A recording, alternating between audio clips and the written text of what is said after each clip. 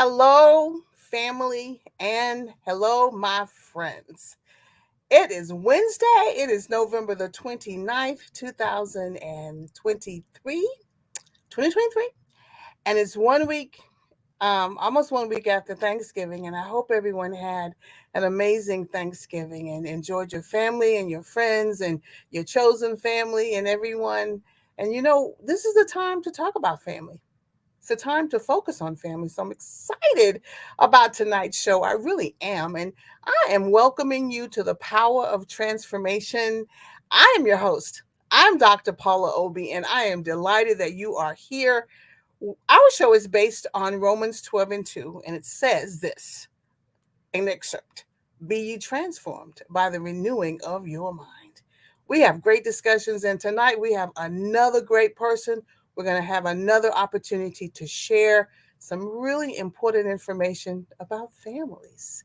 So, we're going to do what we do every week. We're going to talk to our families, tell them that the show is on. Text them. We're going to call them if you have a chance. The bottom line is you can also tag them. Bottom line is they don't want to miss the show. I'm going to do the same thing. And honey bunny, we're going to be right back. See you soon.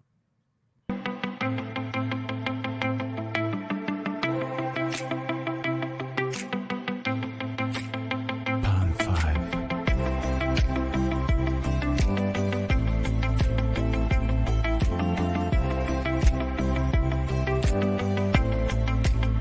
Pond 5.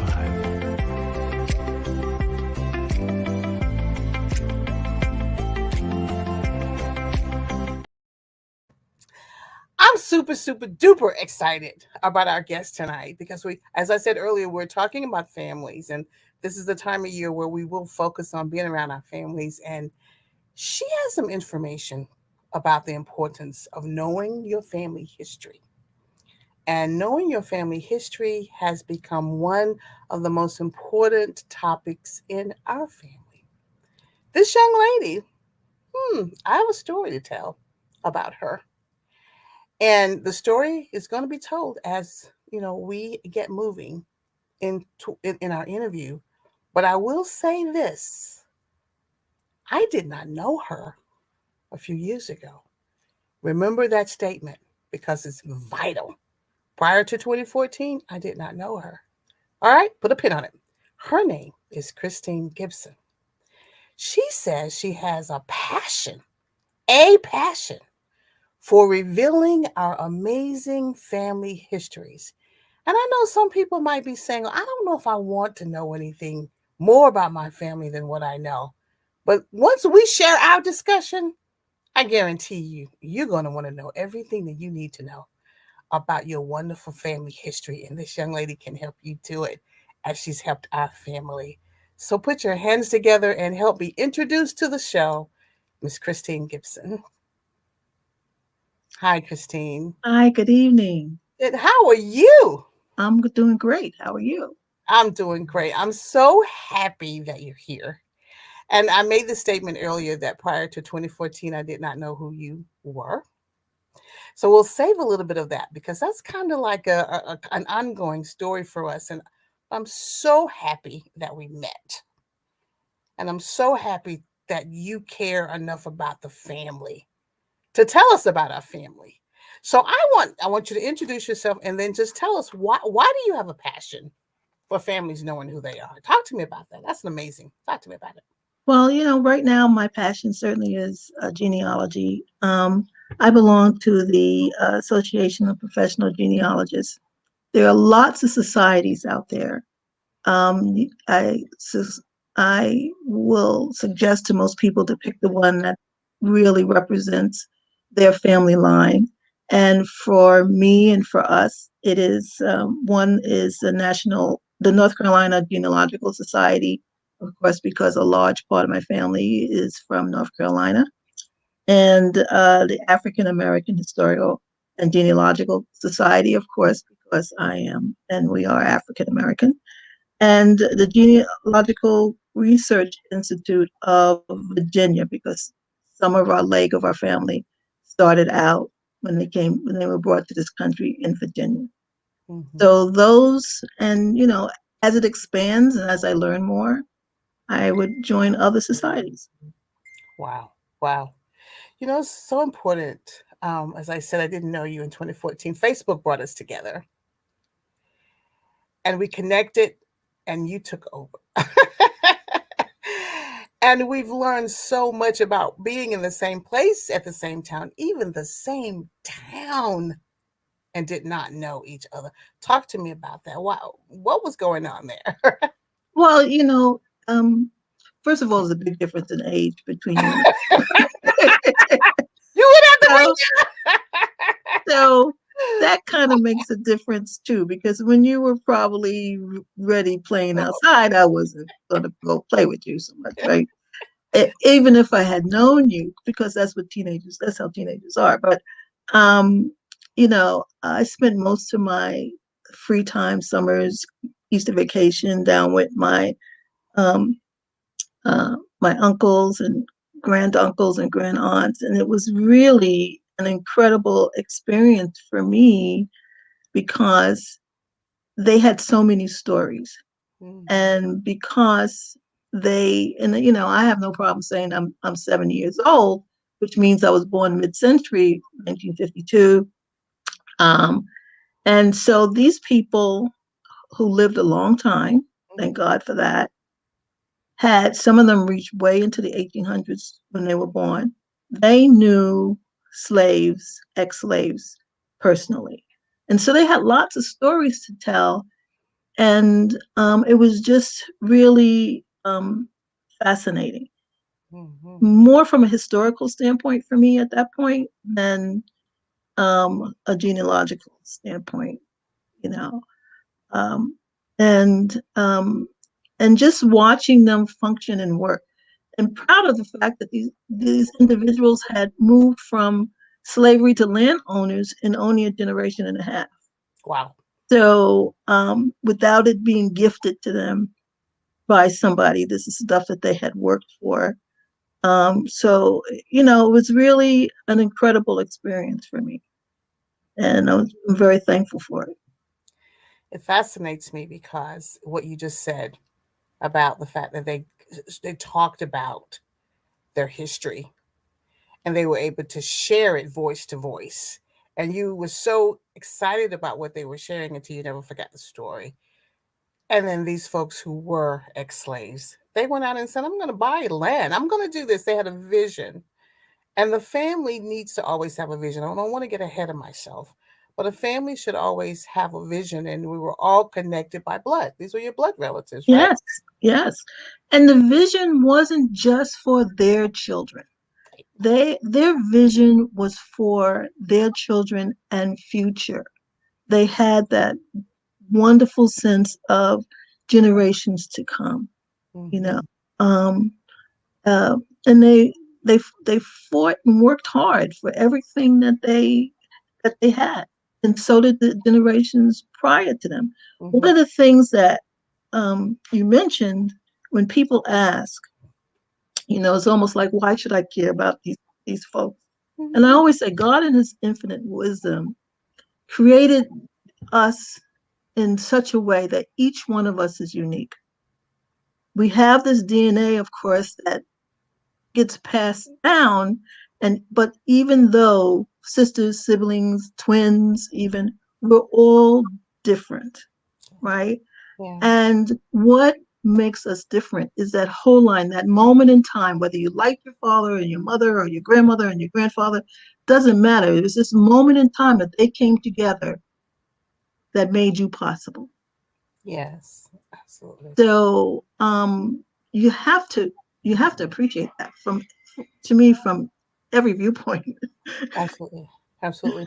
And all of us, as you're saying, we have to appreciate it and we have to embrace Yes, each other. We're not the same, but as you said, there was a point in time when someone came together to create us. So we're connected. yes, We're connected. And once we did connect with each other in 2014, we had the opportunity to, be at the same family reunion. yes, So the folks down south, we hopped on a bus drove to New York and just had an amazing opportunity. And I think, and just for lack, we stood there and stared at each other like, wow, you remind me of, it was just Yes. that moment of you remind me of me. That sounds weird, but there was such an instant connection. I knew we were family. I knew we were family. And then, of course, you started talking about the trees. And as we looked at the trees and we thought about us and all the wonderful things that our families were doing in Hillsborough, I'm going to say that. And then when the migration to New York, you just brought it all together. You have this glow when you're talking about family. You kind of like the glue. Were you born to do that? Maybe.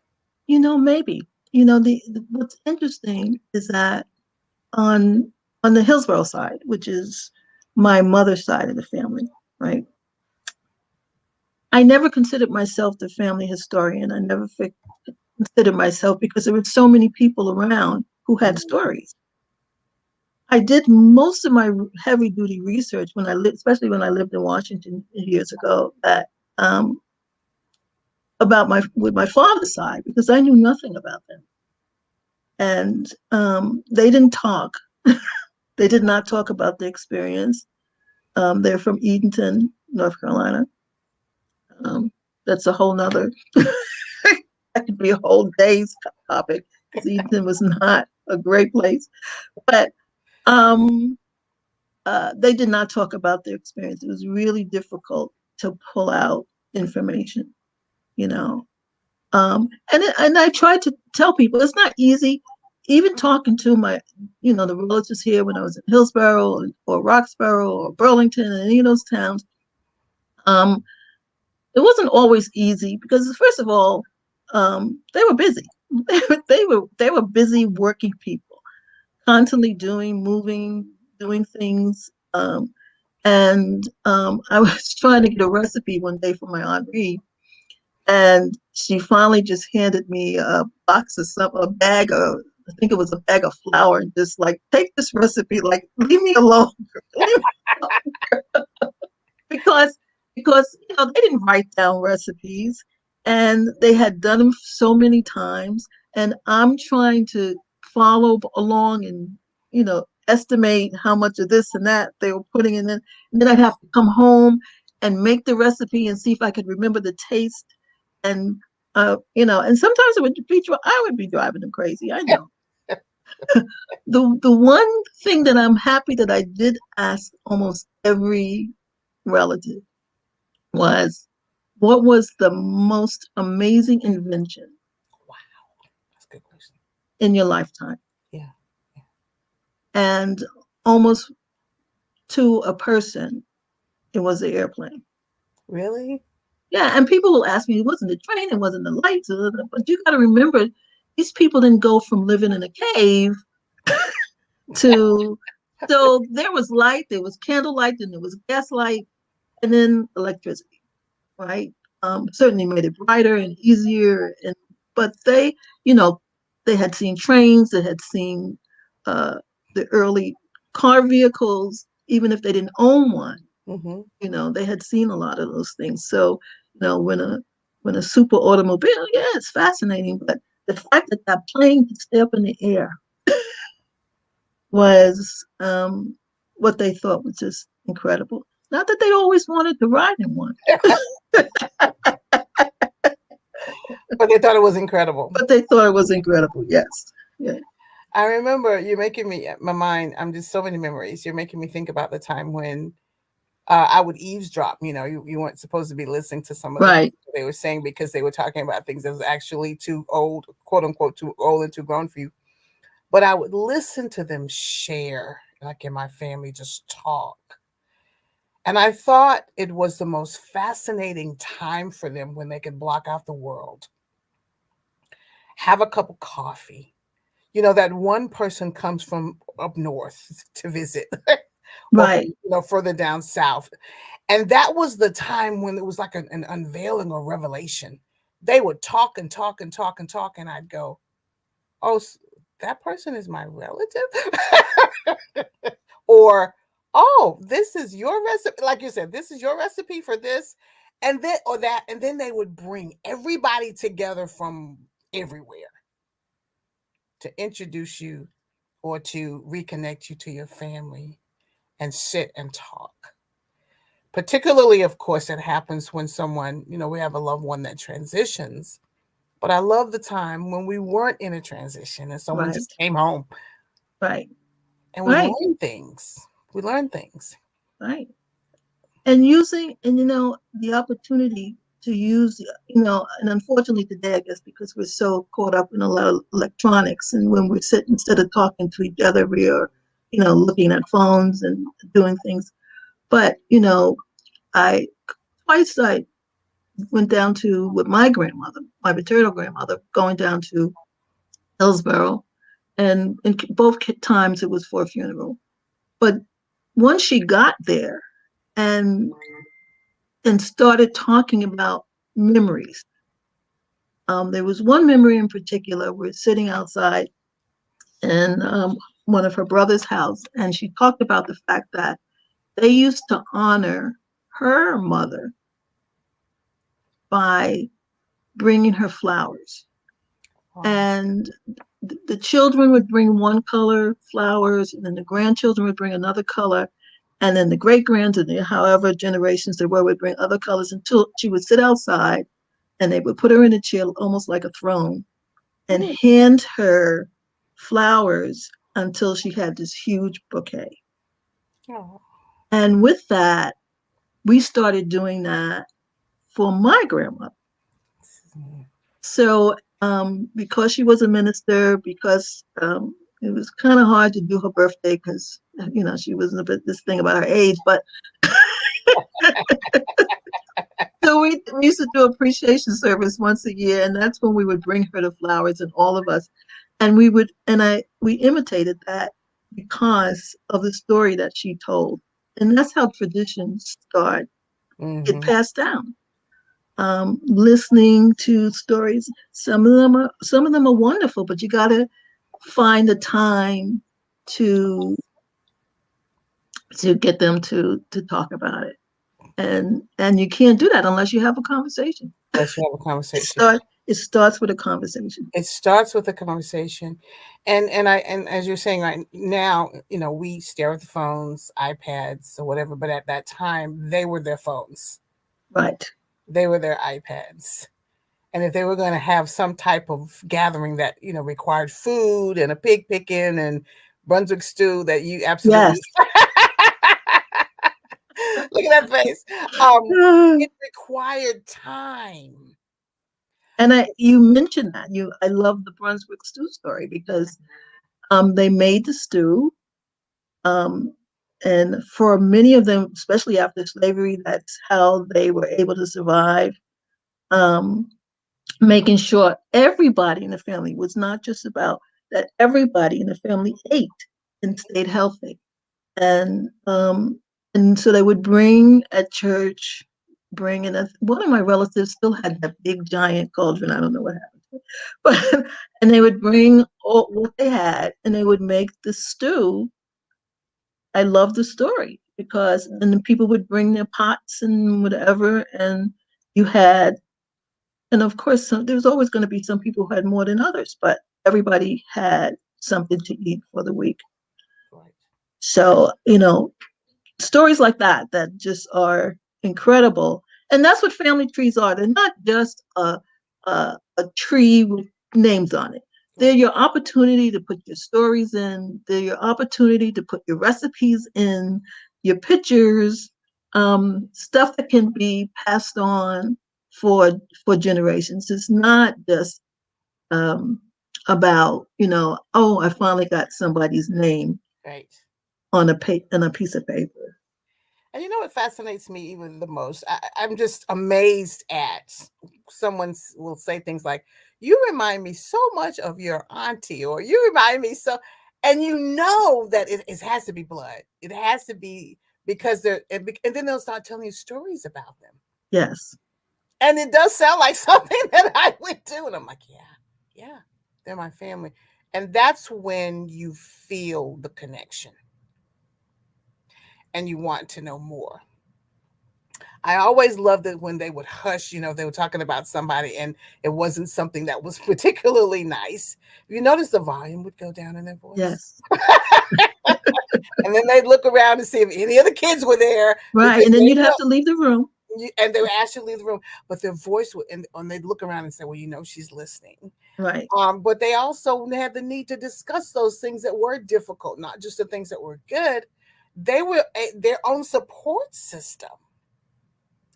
And that's what they were trying to teach. Yes. And the way they would protect you, and in ways to not make you, because, we were not necessarily always in the best of situations. Absolutely. And how they would talk to you, make sure you were protected, without trying to scare you. If you're going over here, make sure you take your cousins with you. Make sure, yeah. So it was always this nurturing. Or where are you going? I'm going to. I have to take you. I have to pick you. Mm-hmm. That's not a place you can't walk there. Right. And all of those had great meanings. Yes. I love what you said about the family. Our requirement for family is definitely to protect each other. And I would like to hear that more and more, because I feel like sometimes we're losing the focus of the protection part. And we're kind of out there. And what you said was so important. I could just see us pulling together because someone cares that I'm going into a neighborhood that may not be the best, Right. and I need someone to know. They didn't have trackers on the phones back then, but I need someone to know what I'm doing, not so that I can, not feel like I'm an adult, but just so that I have a support system. I'm really concerned about, and I say this just lovingly, the families don't seem to like the support system that they need anymore. They don't like it. Why am I saying that, Christine? What does that make sense to you? Yeah. The protection was about things that we could not control. Yes. It wasn't that you couldn't get out there and pull the beans out the garden because you might get bit by a bug. You had to learn how not to get bit by a bug. You know what I mean? And how to be careful. There's certain things that you were going to do because you needed to eat, keep a roof over your head. You needed to know how to function. But the protection was for things that you were more out of your control. I if you're walking down the road and a pickup truck blows up for you to get on, you're by yourself. No.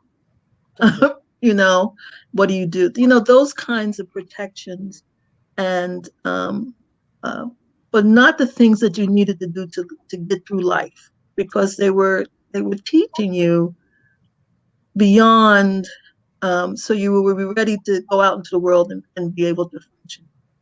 Absolutely. And be this independent person that they all wanted you to be. And they always wanted, I always felt, even though they didn't often say it, they wanted us to have more. Yes. And they wanted us to be greater. Yes. And they wanted us to do more. Whether they could articulate it or not, many times they would set the stage to say, you can do that. What are you afraid of? But not to lose your soul. Not to lose your soul. Say that right. One more time. Yes, but not to lose your soul. It was important that, yes, they wanted you. And I tell you, I can still see on, our cemetery on 76 where I would go and stand there sometimes when I had these really hard decisions to make as I became an adult and was in the business world, and really sometimes were being overwhelmed with choices, that contain, do I take this because it's money, or this, and but I have a house, a tree, and you would be very proud of that. And if I go beyond that, what am I going to lose? Am I going to lose part of me? And that was also part of the lesson that they were trying to teach. So always trying to balance those things. It's not an easy task, but always trying to balance those things within yourself, because your family collectively was always giving you that in some way or another. Yes. They were always creating or trying to create the stage. I'm speaking generally. Right. You know, you always have specific, conversations where it didn't seem like that was happening. But just as I'm reflecting, generally they wanted to set the stage, almost a springboard for us. Right. You know, you are my sister's daughter. You are my brother. You are my, and that connection meant something to them. They wanted us to make a mark on this world and do, quote unquote, what they could not do. Right. And I'm happy also that they were not stuck in a moment in time. So, you didn't have to wash the clothes with a washer boy because I did that or my grandmother did, or my grandmother's grandmother did that. Give me a wash machine. Because sometimes people get hung up on these things that they say are passed down. And I'm saying, really? Did you ever ask her if she wanted a refrigerator and it's tired of the Iceman coming? Yeah. I think I I think she think would have liked the refrigerator. well, of course. But first you had to explain to her the value of the refrigerator. You had to, Right. you know what I'm saying? And because things were changing, but of course you would have loved the refrigerator. Of course you would have loved. I don't think they were not innovative because Right. in their time they were probably more innovative than we thought or they were Yes. going to think. Yes.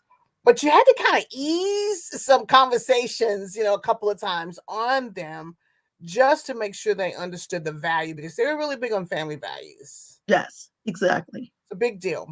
And they didn't want you to spend all that money over here and you might need that one day and so's tuition's coming up. And so they're thinking about the holistic view. That's what they were trying to teach. Right. And technology for technology's sake, and Yeah, not where does it benefit us as a my immediate family, and also how the future families. absolutely. And Yes. that's what the tree represents. Yes. Everybody on the tree represents someone who should mean something to someone else. And they had a vision, they had a conversation. And I love to hear them talk. I didn't like to hear them argue, but they could have some pretty good ones, couldn't they? Yes. My God. But at the same time, well, a lot of times, if depending on your age, you wouldn't be there to hear the whole thing. So, Right, right. Yeah, yeah. They would stop long enough to get us out of the out of earshot. So but we mentioned, we talked about stories, and here's the thing about story. The stories are wonderful. hmm But when you're actually working on a family tree, hmm sometimes that could be your biggest impediment, because people pass down stories, and how do I put this? Sometimes people will come to me and say, they'll tell me a story about that was passed down in their family, you know, and I'm trying to help them to dream, and I'll say to them, well, I know that's what you said, but this is what I found in hmm terms of actual, you know, literature or whatever paperwork is out there that I can find, and none of it agrees with the story, right? But what I try to tell people is that doesn't mean you can't put it on your tree, right. okay, and make it part of your tree. Um, the fact is that there uh, census records, for instance, every 10 years. And um, a big issue is not just the fact that for people who were enslaved, um, first, for the most part, and there's some exceptions to that, 1870 is the first census that we appear in, okay? But there was a big fire in Washington in 1890. Hmm. So a lot of those records are lost too.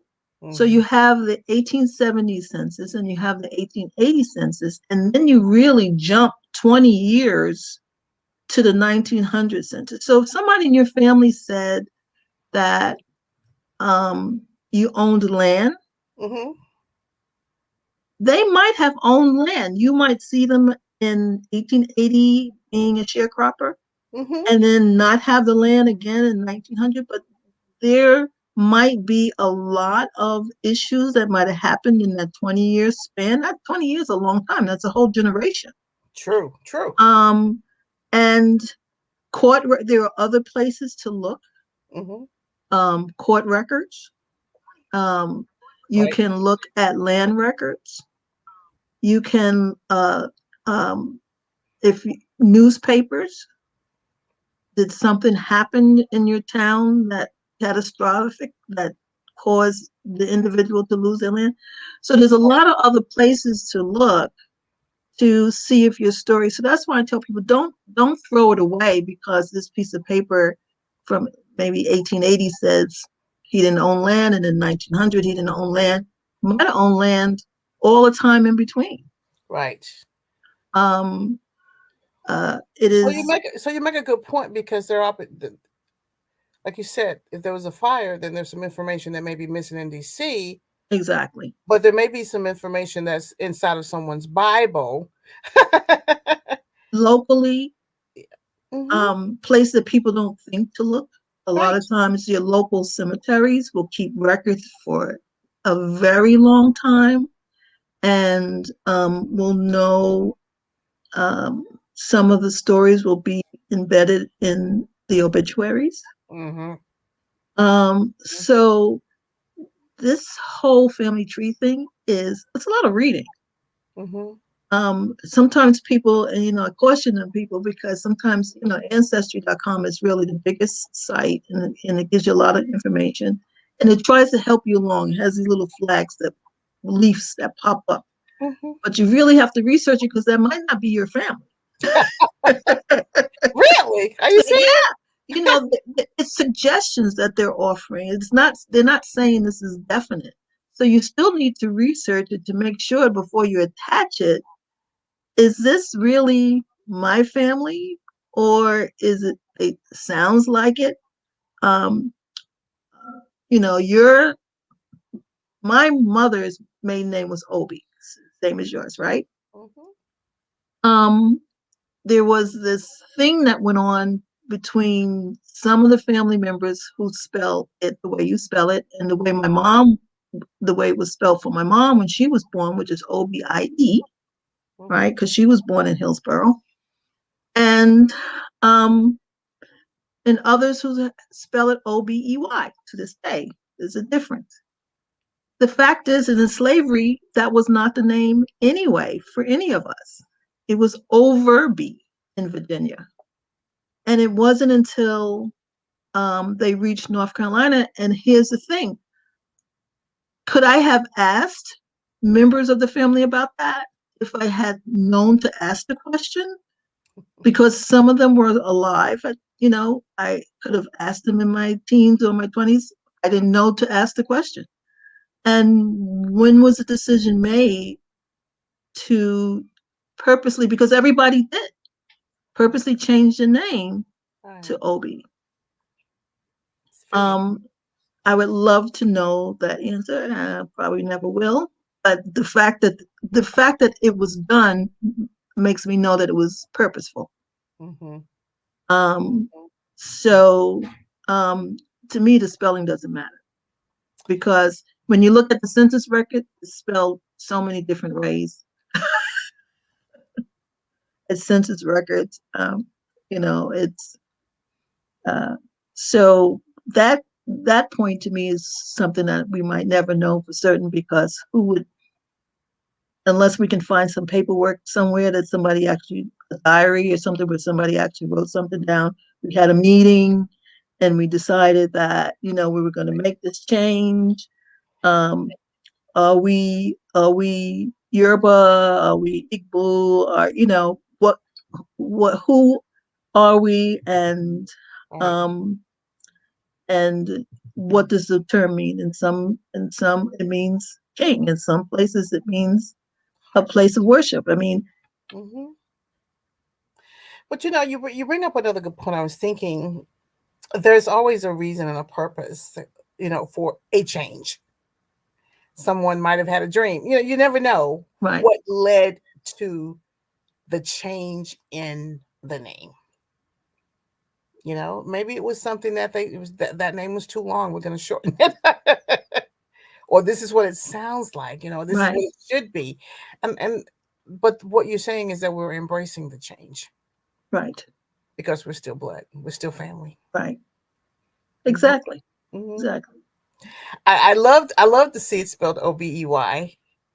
You know, Oh, obey. obey. And I That's go, what my no. mother. That's what my mother used to say. She said when she got to school and they changed it, um, and she thought it was because she was so well behaved. She thought she was obedient. But I Probably. can I can tell you from past census records, they use what they call sound X, and I've seen it spelled Obaugh,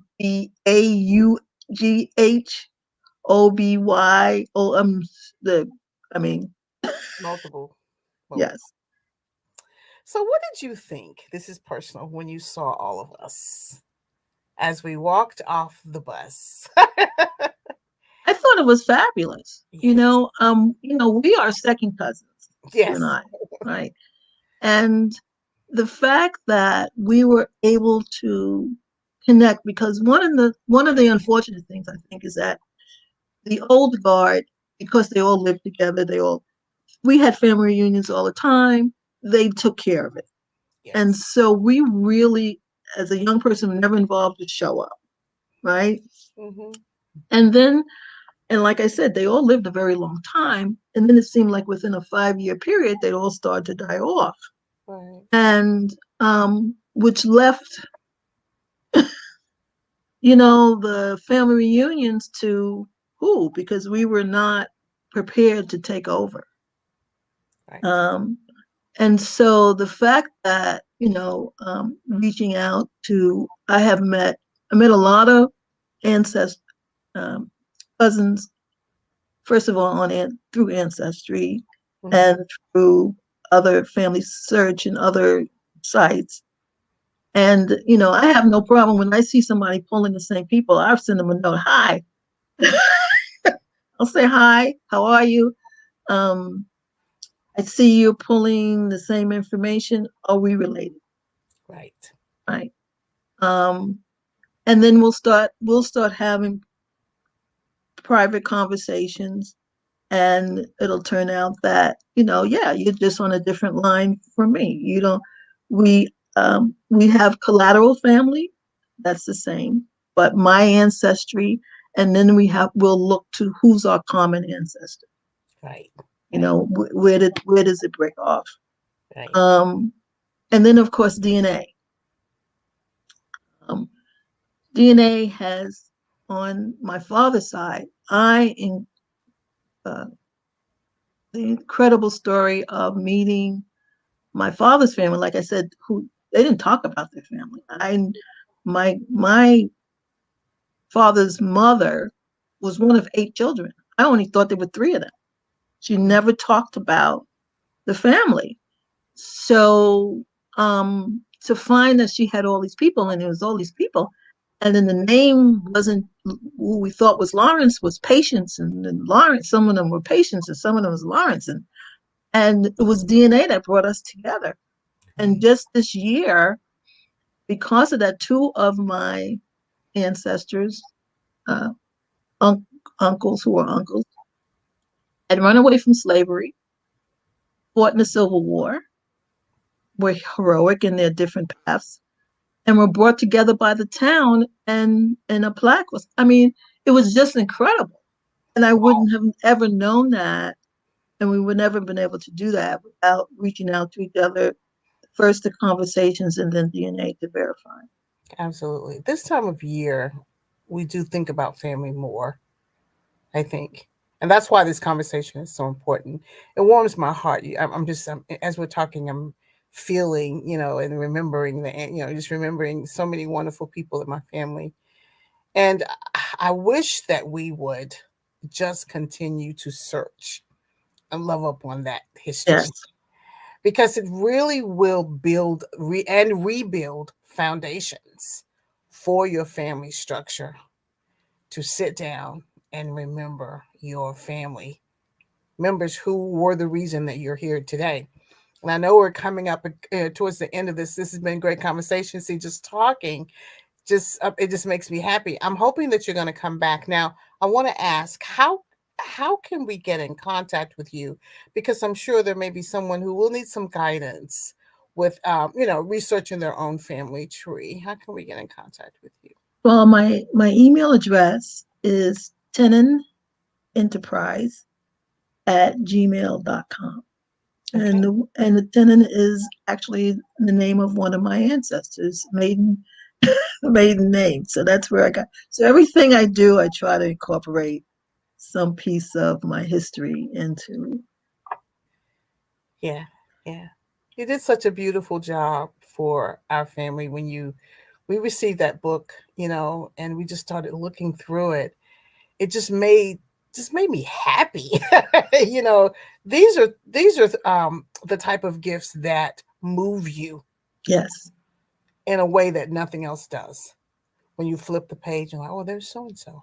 And then you read a little bit more about them. So thank you so much. And you're very welcome. And Thank if I can say one thing as the holidays come up, and I know everybody likes the electronics and the football games and all the stuff that they like, but try to find, even if it's just a half an hour, where everything gets shut off and you just have a conversation about, you know, somebody pick a person. It doesn't have to, you can't do the whole tree in that little bit of time, but pick one person and just say, grandpa was a great fireman, or, just pass on a little bit of information to you. um, to the next generations so that they have some understanding of what went on before. Yes. And so that we can take a little bit more pride Yes, in our own family legacy, yes, because sometimes we support other people's families basically because they talk about them more than we do. It's time for us to discuss our own family legacy. There's yes. great things going on, and you may not ever know it if you don't discuss it. So, And just remember that the decisions that they made in the time that they lived is what allowed you to be here. Not, you can't judge them from today's standards. You have to think about how they were able to function in the time that they lived in. that is a profound ending to this show. I don't even want to, to do my normal ending. The decisions that they made, whether you like them or not, are the reasons that we're here today. And guess what? The decisions that we make Yes, are going to impact the next generations. So let's find a way to talk about it. We have a lot of electronics and things to help us talk. But you're right, shut it down for 30 minutes, sit down, and let's talk about all the good things that grandma and grandpa did and see if we can find some recipes. I'm still trying to find my grandma Obie's caramel cake recipe that would melt in your mouth. It was just, you eat it and you're like, oh my God, it was so good. But of course, she knew what to do and it wasn't written. So I'm going to have to recreate it in her honor. Wow, Christine, the time just flew by. Would you come back in 2024? oh, Talk definitely. about this a little bit more because I believe that it's going to be so important for us to focus on the love of family by rebuilding the foundation, by knowing our trees and knowing who we are. Yes. We need to know who we are. So we're at the And end. thank you for inviting me. Oh, you're most welcome. I'm just so happy that you were free tonight. And again, this show is actually going to have our replay on Saturday at 2 o'clock p.m. Eastern Standard Time. But folks are in Bible study right now, and then after they get out of Bible study, they'll come and they'll listen. I want people to really fall in love again with their family history, the way you've helped us fall in love with our family history, and embrace the differences. It's all in the power of transformation. Yes. That's what it is. Going back to Romans 12:2. And the bottom line is what I say every week. Christine, we have to trust the process in order for the power of transformation to do its perfect work in our lives, especially in our family. So we'll see you next week. She's coming back soon because we're going to talk about how to love our family even more through our family trees. So good night, everybody. Good Talk to you night. later. Thank you so much, Christine. Take care. Bye bye.